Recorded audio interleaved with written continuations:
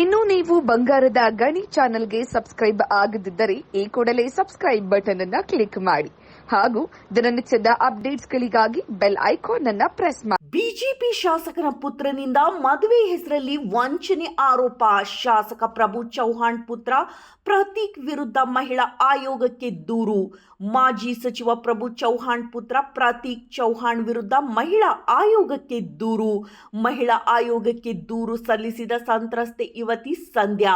ಮಹಾರಾಷ್ಟ್ರ ಮೂಲದ ಯುವತಿ ಸಂಧ್ಯಾರಿಂದ ಮಹಿಳಾ ಆಯೋಗಕ್ಕೆ ದೂರು.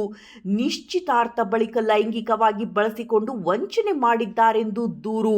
ಡಿಸೆಂಬರ್ 25, 2023ರಂದು ಪ್ರಭು ಚೌಹಾಣ್ ನಿವಾಸದ ಬಳಿ ನಡೆದಿದ್ದ ನಿಶ್ಚಿತಾರ್ಥ ಬಳಿಕ ಲೈಂಗಿಕವಾಗಿ ಬಳಸಿಕೊಂಡಿದ್ದಾರೆಂದು ಉಲ್ಲೇಖಿಸಿ ದೂರು.